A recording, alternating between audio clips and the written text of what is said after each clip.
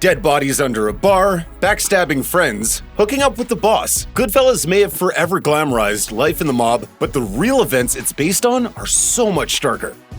In Goodfellas, Henry Hill goes from life as a kid on the street to a full-fledged gangster. As far back as I can remember, I always wanted to be a gangster. In real life, Hill took a little break from life on the streets and briefly pursued a career in the U.S. military. According to the military community publication We Are the Mighty, Hill joined the 82nd Airborne at age 17. The article mentions how Hill had joined the military as a way to escape a Senate probe into Union connections to organized crime. It also mentions how he used his time there to continue his criminal activities. According to the We Are the Mighty article, Hill was a loan shark in the military and got into plenty of fights while serving. When his enlistment time was up, Hill returned to his life of crime, becoming a different kind of soldier for New York's Lucchese crime family. Having briefly served the government that eventually brought him down, it seems that Henry Hill was a study in contradictions. Henry Hill was involved in a lot of schemes with the Lucchese family. Ironically, one of the biggest ones, and the one which really brought him and some of his closest associates down, was a point-shaving scheme with the 1978-79 Boston College basketball team. This is one of the stories that transcends Goodfellas, as some have called it the worst point-fixing scheme in sports history. Not only because it was so easily found out, but because it worked out so poorly for the gangsters. Stories differ across the board. Some players say the scheme never took place beyond some preliminary conversations, while some gangsters say they had multiple players in their pockets. In terms of the payout, a few gangsters claim to have raked in hundreds of thousands. Others, meanwhile, say they didn't score more than a few thousand. Nevertheless, the scheme accomplished one goal. It brought down Jimmy Burke, also known as Jimmy Conway in Goodfellas. Henry Hill's testimony about Burke's involvement in this half-baked scheme is what finally got Jimmy the Gent behind bars.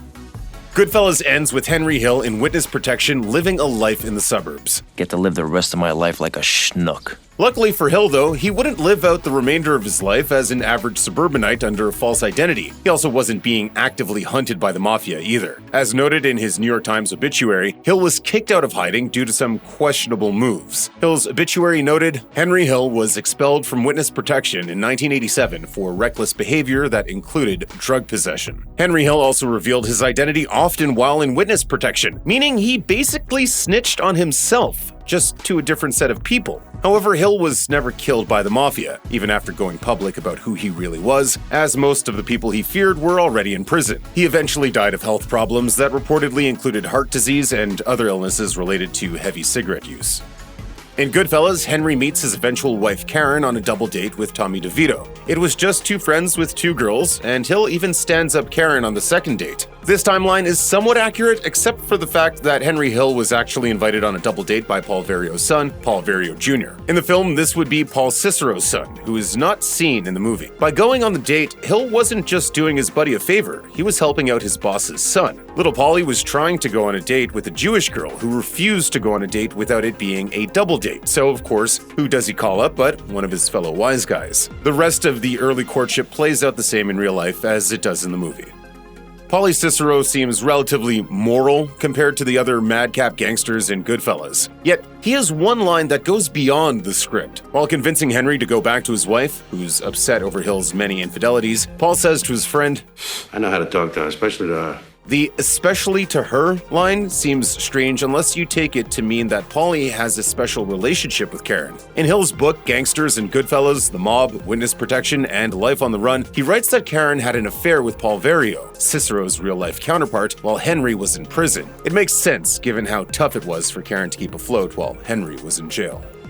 Joe Pesci's Tommy DeVito in Goodfellas was a perpetual bachelor with a violent intensity that seemed to be grounded in an inferiority complex. In real life, though, DeSimeone was a big man with a wife. He was also no less psychotic, though. In Goodfellas, we see Tommy frighten his closest friends by pretending to be offended by being called funny in the epic and tense "Funny How" scene. Funny how? I mean, what's funny about it? We also see him shoot and kill Spider, played by Michael Imperioli in the film, which happened in real life according to accounts. In Nicholas Pileggi's book Wise Guy, on which the film was based, Henry Hill also details how Tommy DeSimone, at just 17, was walking with Hill when he decided to show off by shooting and killing a random man in cold blood. Furthermore, DeSimone supposedly killed his own best friend, according to some sources and the Pileggi book. He's also mentioned across most outlets as being over 6 feet tall and a burly enforcer, despite being played by the small-statured Pesci in the film. Jimmy Burke, also known as Jimmy Conway, was an Irish gangster and a bit of a mentor to Henry Hill. It makes sense, then, that he would lead his own son into the lucrative life of the mafia. Burke reportedly included his son, Francis James Burke, in the Lufthansa heist. In Wise Guy, Hill recounts how proud Tommy DeSimone was to take James on his first hit. Tommy said the kid held up great. Jimmy walked around real proud. You'd have thought the kid had won a medal. Unfortunately, it didn't work out as well for Frank as it had for his pops. James was found shot dead at 26 while his father was in jail. The police claimed the murder was drug-related. One can only imagine the reflection Jimmy the Gent was going through after having seen his son and DeSimone, who was almost like a son, get whacked, while Burke himself was planning on killing his own protege.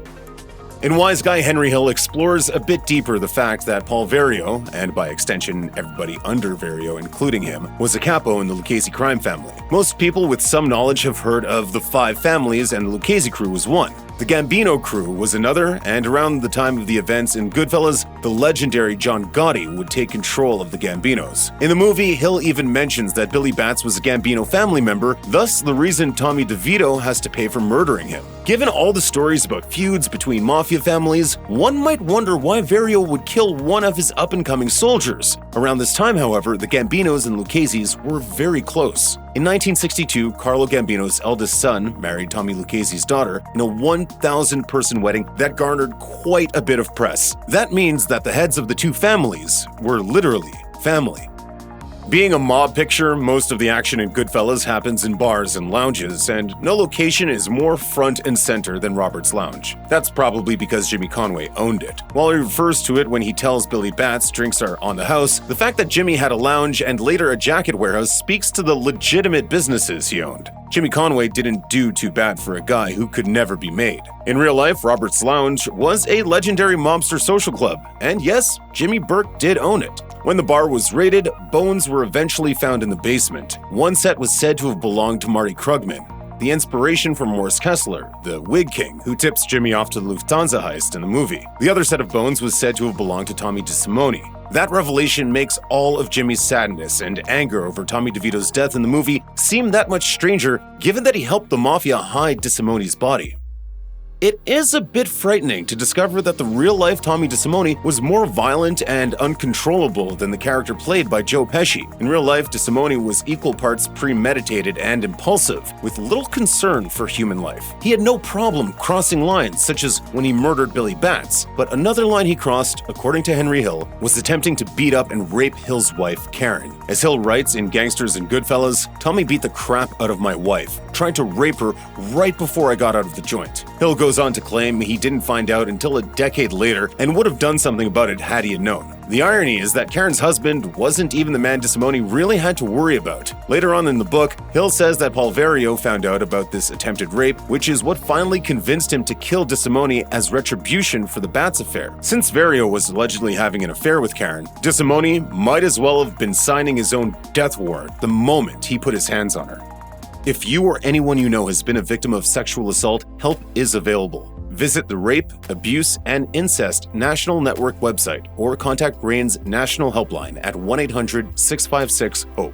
That's 1-800-656-4673.